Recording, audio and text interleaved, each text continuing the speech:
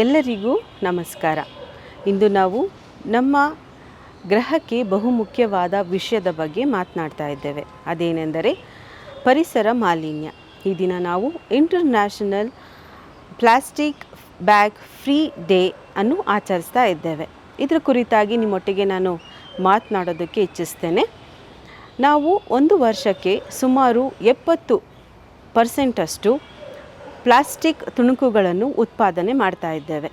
ಇದರಿಂದ ನಾವು ವರ್ಷದಲ್ಲಿ ಸುಮಾರು 70-75%ವರೆಗೂ ಈ ತುಣುಕುಗಳು ಸಮುದ್ರದಲ್ಲಿ ನಮಗೆ ದೊರಕುತ್ತದೆ. ಈ ಒಂದು ಪ್ಲಾಸ್ಟಿಕ್ ತುಣುಕುಗಳು ಸಮುದ್ರದಲ್ಲಿ ಉತ್ಪಾದನೆ ಆಗುವುದರಿಂದ ಸಮುದ್ರದಲ್ಲಿರುವಂತಹ ಜೀವಿಗಳ ಮೇಲೆ ತುಂಬ ಅಪಾಯವಾಗಿದೆ. ನಾವು ವರ್ಷದಲ್ಲಿ ಕೋಟಿಗಟ್ಟಲೆ ಸಮುದ್ರ ಜೀವಿಗಳು ಸಾಯುವುದನ್ನು ನಾವು ಕಾಣ್ತಾ ಇದ್ದೇವೆ.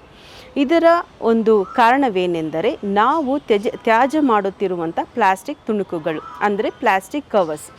ಸೊ ಇದರಿಂದ ಪ್ರಾಣಿಗಳು ತುಂಬಾ ಒಂದು ಅಪಾಯದ ಒಂದು ಸ್ಥಿತಿಗೆ ತಲುಪ್ತಾ ಇದೆ. ಹೇಗೆಂದರೆ ಈ ಒಂದು ಆಮೆಗಳು ಈ ಪ್ಲಾಸ್ಟಿಕ್ನ ಅಡಿಯಲ್ಲಿ ಸಿಲುಕ್ತಾ ಇದ್ದಾವೆ. ಮೀನುಗಳು ಈ ಪ್ಲಾಸ್ಟಿಕ್ ತುಣುಕುಗಳನ್ನು ತಿನ್ನುತ್ತಾ ಇದೆ, ಹಾಗೂ ಈ ಪ್ಲಾಸ್ಟಿಕ್ ತುಣುಕುಗಳನ್ನು ಪಕ್ಷಿಗಳು ತನ್ನ ಮರಿಗಳಿಗೆ ತಿನ್ನಿಸ್ತಾ ಇದೆ. ಸೊ ಇದರ ಮೂಲಕ ಸುಮಾರು ಏನಿಲ್ಲ ಅಂತಂದರೂ 1,000 ಕೋಟಿಯಷ್ಟು ಜೀವಿಗಳು ಸಾವನ್ನು ಅಪ್ತಾ ಇದೆ. ಈ ಒಂದು ಪ್ಲಾಸ್ಟಿಕ್ ತುಣುಕುಗಳಿಂದ ವನ್ಯಜೀವಿಗಳಿಗೆ ಮಾತ್ರವಲ್ಲದೆ ಮಾನವರ ಆರೋಗ್ಯದ ಮೇಲೆ ಕೂಡ ಪರಿಣಾಮವನ್ನು ಬೀರ್ತಾ ಇದೆ. ಈ ಒಂದು ಮೈಕ್ರೋ ಪ್ಲಾಸ್ಟಿಕ್ ತುಣುಕುಗಳಿಂದ ಸಮುದ್ರದ ಆಹಾರ, ಉಪ್ಪು ಮತ್ತು ನೀರಿನ ಮೂಲಕ ನಮ್ಮ ಆಹಾರದ ಸರಪಳಿಯನ್ನು ಸೇರ್ತಾವೆ. ಹೀಗೆ ಸೇರುವುದರಿಂದ ಅದನ್ನು ನಾವು ಸೇವಿಸುವುದರಿಂದ ನಮಗೆ ವಿಧವಾದ ಅನಾರೋಗ್ಯಗಳಿಗೆ ನಾವು ತುತ್ತಾಗ್ತಾ ಇದ್ದೇವೆ. ಈ ಎಲ್ಲ ವಿಚಾರಗಳನ್ನು ನಾವು ಗಮನಿಸ್ತಾ ಇದ್ದರೆ ನಾವು ಇದಕ್ಕೋಸ್ಕರ ಏನು ಮಾಡಬೇಕು ಅಂತ ನಮಗನಿಸುತ್ತೆ. ನಮ್ಮ ದೈನಂದಿನ ಜೀವನದ ಹವ್ಯಾಸಗಳನ್ನು ಸ್ವಲ್ಪ ಮಟ್ಟಿಗೆ ಬದಲಾಯಿಸೋದ್ರಿಂದ.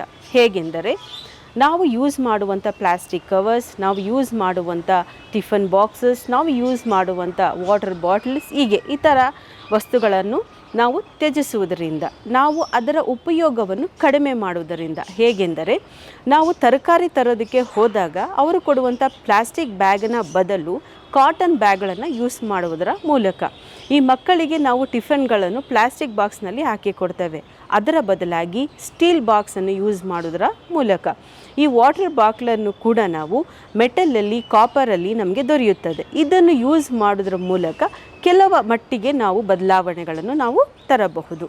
ಎರಡನೇದಾಗಿ ಸಮರ್ಥನೀಯ ಪ್ಯಾಕೇಜ್ಗಳನ್ನು ಉತ್ಪನ್ನ ಮಾಡುವಂಥ ಕಂಪನಿಗಳಿಗೆ ನಾವು ಬೆಂಬಲವನ್ನು ನೀಡುವುದರ ಮೂಲಕ.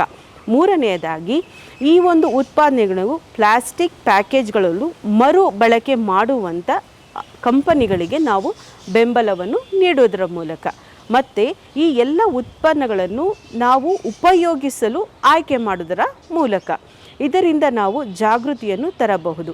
ಹೇಗೆ ನಾವು ಇದನ್ನು ಉಪಯೋಗಿಸಬೇಕು ಎಂಬುದರ ಒಂದು ಕುರಿತಾಗಿ ಜನರಿಗೆ ಜಾಗೃತಿ ಹಾಗೂ ಪ್ರೇರಣೆಯನ್ನು ನಾವು ನೀಡಬಹುದು. ನಾವು ಈ ಒಂದು ಸಂದೇಶಗಳನ್ನು ನಮ್ಮ ಒಂದು ಕುಟುಂಬಸ್ಥರು, ನಮ್ಮ ಸ್ನೇಹಿತರೊಟ್ಟಿಗೆ ಹಂಚಿಕೊಳ್ಳುವುದರ ಮೂಲಕ ಬದಲಾವಣೆಗಳನ್ನು ನಾವು ತರಬಹುದು. ನಾವು ಇದರ ಸಂದೇಶವನ್ನು ಸೋಷಲ್ ಮೀಡಿಯಾ, ಅಂದರೆ ಸಾಮಾಜಿಕ ಜಾಲತಾಣಗಳಲ್ಲಿ ನಾವು ಸಂದೇಶವನ್ನು ಹಂಚಿಕೊಳ್ಳುವುದರ ಮೂಲಕವೂ ನಾವು ಕೆಲವೊಂದು ವ್ಯತ್ಯಾಸವನ್ನು ತರಬಹುದು. ಒಟ್ಟಾಗಿ ನಮ್ಮ ಮುಂದಿನ ಪೀಳಿಗೆಗೆ ನಾವು ಶುದ್ಧವಾದ, ನಿರ್ಮಲವಾದ ಗ್ರಹವನ್ನು ನಾವು ನಿರ್ಮಿಸಬಹುದು. ಮತ್ತೊಂದು ಮುಖ್ಯವಾದ ಒಂದು ವಿಷಯವೇನೆಂದರೆ ನಾವೆಲ್ಲರೂ ಒಟ್ಟಾಗಿ ಇದರ ಒಂದು ಕುರಿತಾಗಿ ಒಂದು ಹೆಜ್ಜೆಯನ್ನು ಮುಂದೆ ಇಡುವುದು.